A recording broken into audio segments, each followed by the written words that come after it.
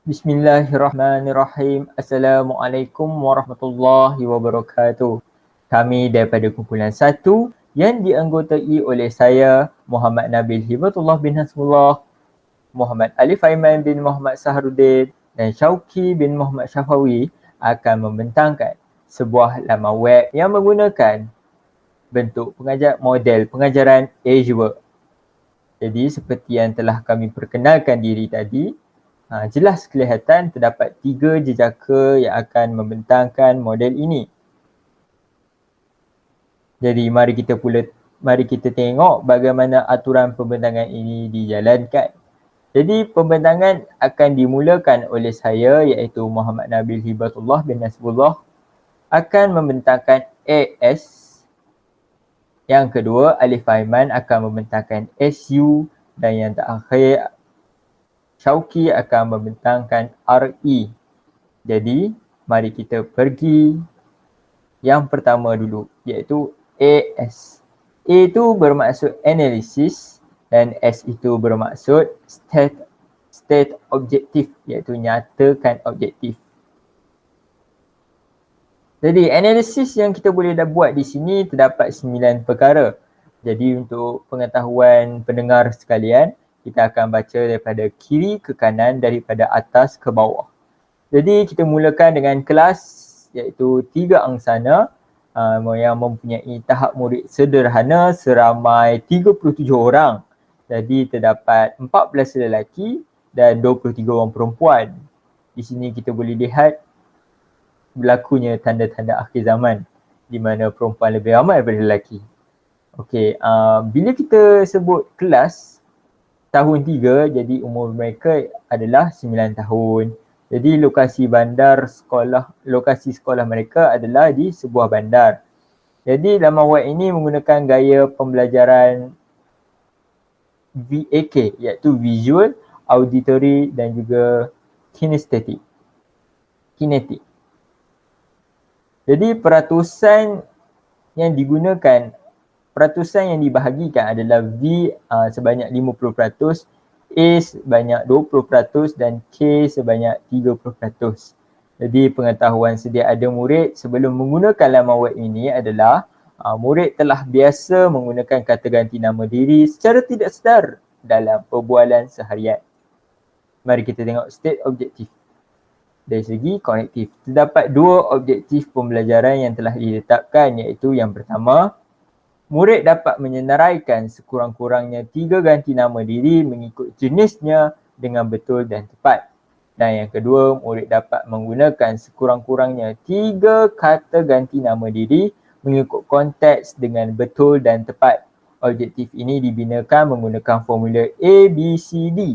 Apakah ABCD itu? A adalah audien, murid contohnya. B adalah behavior, apa yang murid tu buat. Jadi murid akan buat objektif pertama tu menyenaraikan, yang kedua tu menggunakan. C, content, apa yang dia belajar, kata ganti nama diri. Dan D, degree of achievement, iaitu dengan betul dan tepat. Itu saja daripada saya untuk membentangkan A dan S. Saya serahkan kepada rakan saya, Muhammad Alif Aiman. Dipersilakan. Baiklah, kita akan lihat pula bahagian yang kedua iaitu bagi SU. S bermaksud select methods, media and materials, iaitu pilih kaedah, media dan bahan. U pula bermaksud utilize media, iaitu guna media. Okey, yang pertama sekali kita akan lihat daripada segi SU, iaitu pilih kaedah, media dan juga bahan. Baiklah, bagi S yang pertama kita akan lihat kaedah pembelajaran. Antara kaedah pembelajaran yang diterapkan ialah pendekatan deduktif, yang mana guru akan menerangkan konsep asas tentang suatu perkara daripada asas hingga kompleks. Seterusnya berpusatkan guru, di mana guru menjadi penggerak utama kepada sesi pembelajaran juga aktiviti pembelajaran. Berpusatkan murid, di mana guru menjadi pemerhati, di mana murid akan bertindak dalam aktiviti pembelajaran. Seterusnya berpusatkan bahan, di mana bahan pembelajaran akan digunakan sebagai modul utama. Seterusnya teknik penyoalan di mana teknik ini akan menggunakan dan menerapkan sesi soal jawab antara guru dan juga murid. Seterusnya teknik permainan bahasa di mana murid akan belajar tentang suatu perkara melalui permainan. Okey, seterusnya kita lihat pula penggunaan media. Antara penggunaan media ialah komputer riba ataupun telefon bimbit. Komputer riba ini akan digunakan oleh guru ataupun pelajar dan telefon bimbit ini biasanya akan digunakan oleh murid. Seterusnya tayangan video dan juga aplikasi word wall. Seterusnya kita akan lihat pula bahagian bahan pembelajaran. Okay.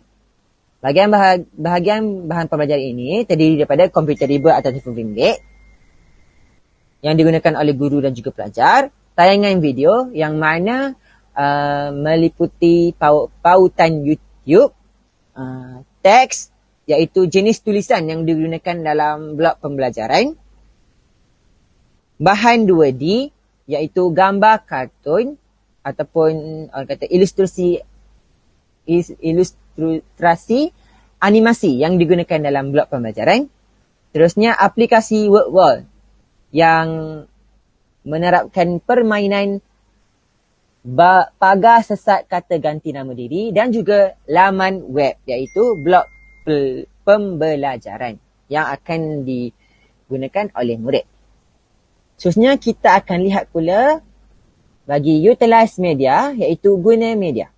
Baiklah. Komputer riba ataupun telefon bimbit ini digunakan untuk tayangan video dan juga bahan pembelajaran oleh guru di mana guru akan menggunakan komputer riba bagi melaksanakan hal tersebut. Manakala murid pula akan menggunakan sama ada komputer riba ataupun telefon bimbit bagi mengikuti sesi pembelajaran yang sedang berlangsung dan juga bagi mengakses blok pembelajaran yang digunakan. Seterusnya itu tayangan video. Tayangan video ini digunakan semasa set induksi bagi menarik minat murid terhadap topik pelajaran. Tayangan video ini adalah berkisarkan tentang animasi kartun Bobo Boy di mana ianya menjadi tarikan lah kepada murid-murid. Dan seterusnya ialah bahan 2D. Bahan 2D ini ialah gambar kartun sebagai perangsang kepada murid kerana gambar kartun yang digunakan ini juga adalah bertemakan animasi Bobo Boy. Jadinya murid ni dia akan lebih teruja untuk meneroka blok pembelajaran. Terusnya, teks. Okey, bagi bahagian teks ini pula, guru menggunakan tulisan teks yang jelas dan nyata dan bersesuaian dalam isi kandungan blok pembelajaran agar murid dapat membaca dan meneliti kandungan blok pembelajaran dengan baik dan berkesan. Seterusnya ialah laman web.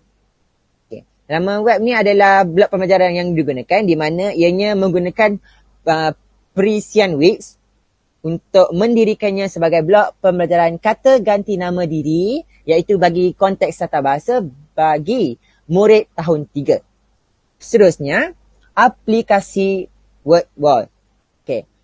Aplikasi word wall ini pula digunakan untuk latihan pengukuhan terhadap topik pembelajaran yang diajar melalui blok pembelajaran untuk kita tahu sama ada tahap kefahaman murid itu berada di tahap mana dan adakah blok pembelajaran ini berkesan terhadap sesi pembelajaran murid. Seterusnya saya serahkan kepada Syauqi. Okey, baiklah. Seterusnya kita beralih kepada RE. RE merujuk kepada Art Require Learner Participation iaitu dorong pelibatan pelajar. Manakala E merujuk kepada Evaluate and Revise iaitu nilai dan semak. Okay, yang pertama kita tengok dorong pelibatan pelajar atau R.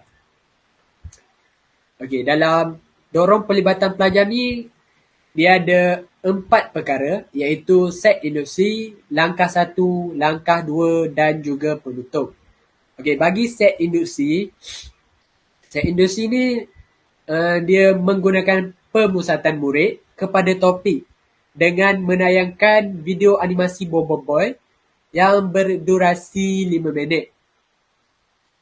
Okey, melalui tayangan video tersebut, guru akan bersoal jawab dengan murid tentang apa yang mereka fahami dengan kata ganti nama diri melalui video tersebut. Okey, seterusnya langkah 1. Langkah 1 menggunakan pemusatan murid dan guru di mana murid diperkenalkan dengan kata ganti nama diri. Dalam langkah pertama ni, guru akan ajar apa itu kata ganti nama diri dan bagi contoh dan macam mana nak guna kata ganti nama diri.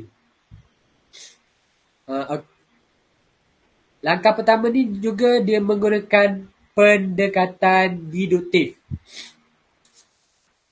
Okey, bagi langkah kedua pula, langkah kedua ni menggunakan pemusatan murid dan juga bahan di mana murid akan menyebut contoh kata ganti nama diri. Selepas langkah 1 dilaksanakan, murid ni selepas diterangkan dengan apa itu kata ganti nama diri, jadi murid akan menyebut contoh kata ganti nama diri yang mereka fahami melalui penerangan yang telah diberikan oleh guru. Okey, dan yang terakhir sekali ialah penutup. Penutup ni menggunakan pemusatan guru, murid dan juga bahan. Guru akan memberikan latihan berkaitan dengan kata ganti nama diri melalui aplikasi WordWall, di mana melalui latihan tersebut murid akan menggunakan ayat lengkap kata ganti nama diri. Jadinya melalui latihan tersebut murid ni akan menggunakan ayat lengkap dan guru dapat mengenal pasti sama ada murid faham ataupun tidak. Okey, seterusnya kita beralih kepada nilai dan semak. Okey, nilai dan semak ni dia akan menilai pencapaian murid. Di mana pada akhir pembelajaran nanti, murid ni dapat menyenaraikan sekurang-kurangnya 3 kata ganti nama diri dengan betul dan tepat. Murid juga dapat menggunakan sekurang-kurangnya 3 kata ganti nama diri mengikut konteks dengan betul dan tepat. Okey, akhir sekali nilai dan semak keberkesanan media. Okey, nilai dan semak keberkesanan media ni dilaksanakan selepas pengajaran, di mana guru akan menanya dan menyoal atau dengan kata mudahnya akan bersoal jawab dengan murid sama ada mereka faham ataupun tidak apa yang mereka belajar melalui laman web tersebut. Jadi guru boleh mengenal pasti sama ada laman web pengajaran tersebut berkesan ataupun tidak. Okey, dan yang terakhir sekali nilai dan semak pengajaran guru. Nilai dan semak ni juga dilaksanakan selepas pengajaran di mana melalui aplikasi WordWall tadi, guru memberi latihan kepada murid. Jadinya selepas memberi latihan tu, selepas dapat jawapan daripada murid tu, guru dapat tahu dan kenal pasti sama ada murid faham ataupun tidak apa yang diajar. Okey, itu sahaja daripada kami. Sekian, terima kasih.